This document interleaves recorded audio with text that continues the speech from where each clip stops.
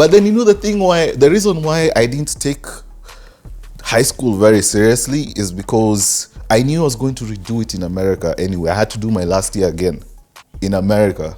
So did you know you guys were relocated to America? Yeah, well, I knew I knew almost at Form 1 that we are moving. So when were you going to move? When you are how old?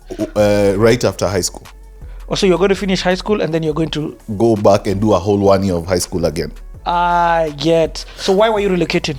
I think my dad just wanted us to move and try something new. Okay. Yeah, but actually, when I did high school in America, I was on the top 5 percentile in the whole country. Okay. I got an A. Hold on. Let's take this thing a bit slowly. I love this. So by the time you're in Form 1, you already know. Form 4, by the time I get to Form 4, I'm going to have to do this whole thing again. I'm leaving the country. Yeah. And your dad has decided that you guys are relocating. Yes. So do you finish Form 4? Yes, I do. Okay, you finish Form 4? Yes. And then now let's talk about then this transition to America. Yes. Okay. What happens? I moved to, as soon as we finished, we stayed I think an extra 1 or 2 years. Then we immediately left. And now I had to start school all over again. So I had to do my whole Form 4 again. I think in America I was really serious with education. Where do you move to? What states do you move to? Boston, Massachusetts. Boston. Yes. Okay. Your whole family, your mom, your dad, you and your bro. Yes. Eventually, mom and dad came back, but then me, I stayed. Okay. So when you arrived there, that means you didn't have like one of those moves to diaspora where you go alone. You moved with your whole family. The whole family. Okay, so in terms of accommodation, you are not worrying about your rent, where you're sleeping. No, let me tell you one thing people don't understand. When you move to America, life is hard. Like, it doesn't matter. It doesn't matter if you're a what, you're a who. Like, just accustoming yourself to that cultural shock is really difficult. And then jobs just don't fall on you like that. First of all, there's a whole legal process before you're allowed to have a job. Like you need to get your green cards, you need to get your IDs. So did your parents have those? Yes, they did. Yeah, so what I mean, your parents could have worked immediately. Yes. So, but then why I'm saying it was easier for you because you're not leaving your parents here and going to start uni solo. You know, a lot of people leave at that age. Yeah. So for you, it was, I'm leaving with my whole family. So that's what I was saying. As a high school person, you're not thinking about rent. My high school was not difficult. I think we were hosted by a really good friend of mine called Elizabeth. Okay, in fact, stop. Let's take it from the beginning. You arrived States. Yes. Walk me through. First of all, it was in the middle of winter. What year is this? Freezing cold. What year? I would say 206. 206. Yes. Okay. It's freezing cold. Like, I've never felt cold like that in my life. It's the middle of winter, and we didn't even know that person is gonna come pick us at the airport. So we were just over there standing with our bags. The four of you. Oh, yeah, we're just there. Then we had our names. Then we were like, oh my God. We entered the car, we went home. Had you been in the States before? No. That was my first time in the States. How was the feeling now of moving to another country?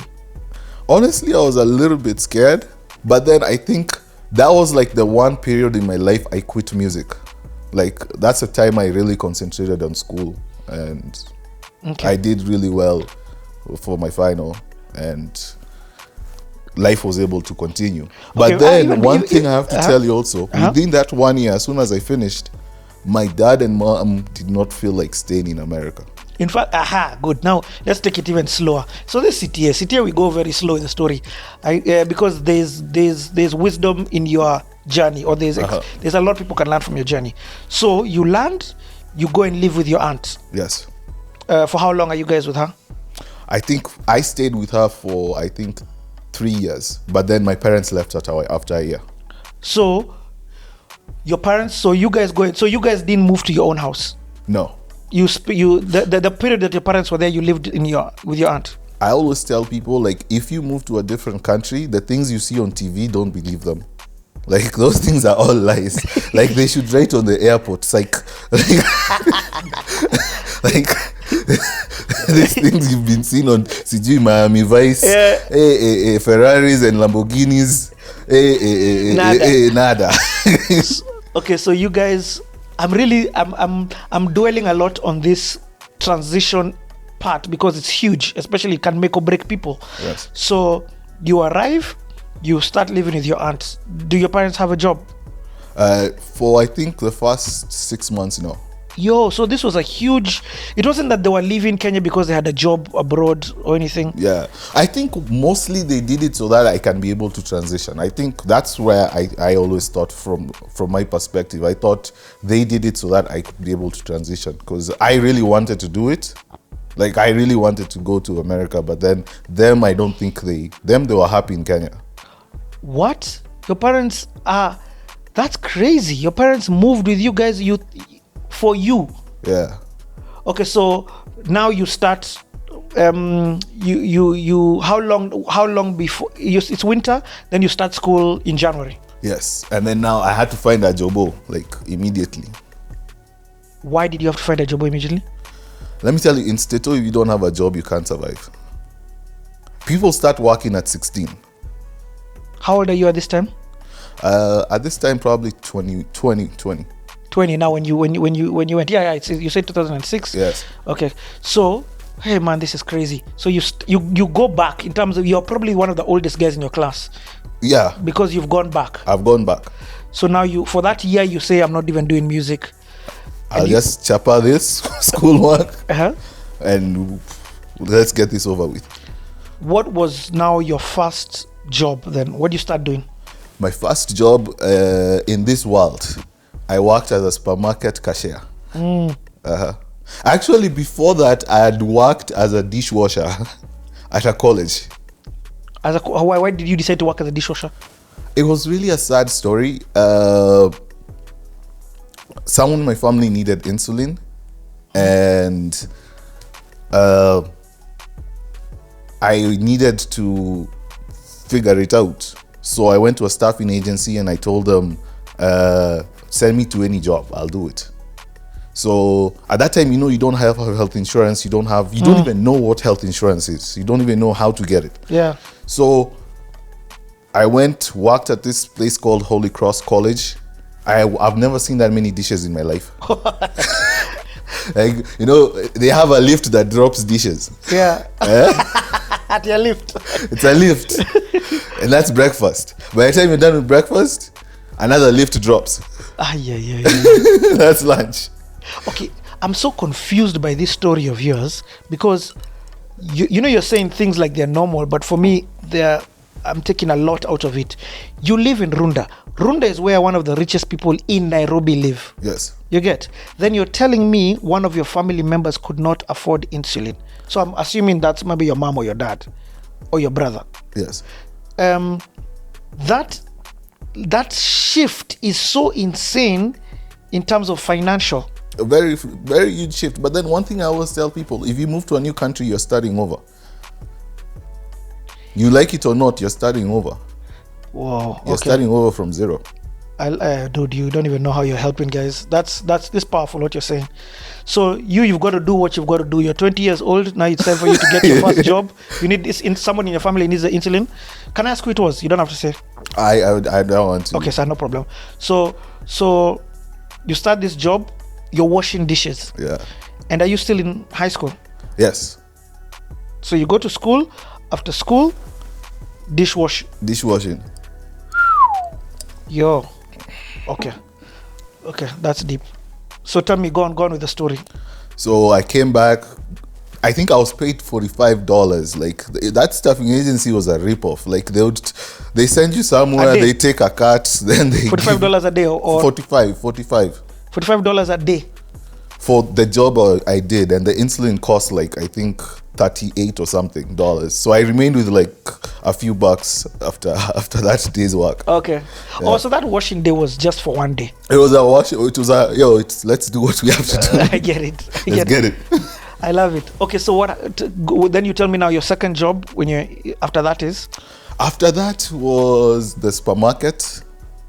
That one, honestly, I quit. That one I quit. That one they told me, you know, these trolleys that you use, Kuma. Yeah. It was in the middle of summer now. It's burning. It's burning. They told me to go pick all of them outside and bring them in. I went outside and never came back. Okay, so what I'm hearing for you, even the weather change was insane. It was crazy. When we talk, because you've talked about extreme cold, to now you're talking about extreme hot. Like your body hadn't acclimatized to this weather. Yes. Also, do just understand, when you talk, all I'm trying to do is just learn from your story and get whatever nuggets it is. Yes, please. So you're not getting pocket money. No. So for you to get money to do Anything, to travel, to drive, to pay electricity, anything. You've got to work. You've got to work. Tell me about school. How did? Because now I want to hear about this new school. You've come from Kenyan system. Now you're doing the Nyahururu, American high school. You're from Nyahururu. Straight into American system. Yes. How is that? Let's talk about that. It was actually, it's actually very interesting because, like, I always feel like the Kenyan system creates competition between people.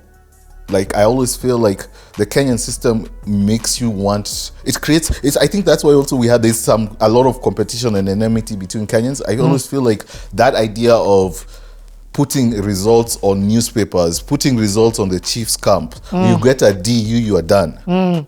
It creates a lot of competition between people that is totally unnecessary. Like, one of the biggest difference in the educational system in America, you'll notice, is like, literally, if I get a D, that teacher would put it in an envelope and not even give it to my parents, will give it to me. It's for me to decide what to do with it. There is no that public embarrassment, there is no that insult, and there is no that glorification of that person. I get an A, I'm not glorified so that the person who gets a D feels bad. How was it? Did you make friends? Was it easy to make friends? And now you're talking about whites. Actually, now that's where I joined my first band. In school? Yeah. First year? Yeah. Okay. We created a band called Jobless Corner. We were just a bunch of Kenyan kids. Oh, hey, hold on. Boston had that many Kenyans? We had a lot of Kenyans. You're talking about, it's like you went from Kenya to Kenya. I'm telling you, I used to say that I moved to another place called Worcester, and I used to say that's like the river road of America. Like, I'm telling you this story. There's a time I was in a restaurant, and then a Kenyan lady started yelling at the waiter and started yelling in Kikuyu. So I'm like, what the hell? And then the waiter replied in Kikuyu also. Yo, I was like, and yeah, up to River Road. There's so many Kenyans in that population. Yeah. So I think the first person who created the band was a rapper called Mdabu. And I always like talking about my underground music also. So that's, because my first sessions all failed. My next one is now this band we are making. So I'm the producer. We have Mdabu, we have George, we have Abusini is our lead singer. Are all these Kenyans? These are all Kenyans. You left. so explain. So your landing into America was in the way China's go to Chinatown. Yes. You went to River Road. I went to River Road. Although you're in Boston. Yeah. So you're not shocked to... Are you seeing whites? Are there Jungus around that place? There are a place? lot of Jungus. Our neighbors are Jungus. You are always hanging around with Jungus. You're working with Jungus. Okay. Yeah. Black Americans? Yes, there are a lot of Black Americans also. Okay. Other people? Tell me a little bit about Boston. I've never been to Boston. Boston looks... they have really kept the traditional culture, and they have really kept the buildings exactly the same. They have like laws that you can't demolish specific buildings. Like, they keep maintaining them. It's almost like a modern traditional town. Is that also the same that happens in Philadelphia? Yes. Okay. Almost the exact same thing. They try to really preserve their ancestry. I love that. So, but you arrive this port But what I'm hearing is that there was already a huge Kenyan heritage in Boston. There's a very huge, like literally their entire clubs that just play Mungithi and play like Isa and play like the DJ is Kenyan. they serve anything that's Kenyan. They have nyama choma, like the way you'd go to like any nyama choma zone over here. Yeah, they have like entire clubs. Did you have other family apart from your aunt who was in? Now all my family is back in Kenya. I'm alone. No, not now. But then when you arrived, well, I don't worry. We'll come to that. In 2007, 2006. When did you go? 2006. Yes. Did you have any other family who was there? Only my aunt. Only your aunt, eh? Yes. But luckily, you went with your nuclear family. Yes. Okay, school. You start this in school. Do you have Jungus, Black Americans, all of these other guys? Yeah, definitely. Okay, and they're the majority. Yeah. So this Kenyan is like 3%, 5%, 10%? Yeah, around very few. Okay. So you start this band. Go on, now tell us about this band. The band was really interesting. It was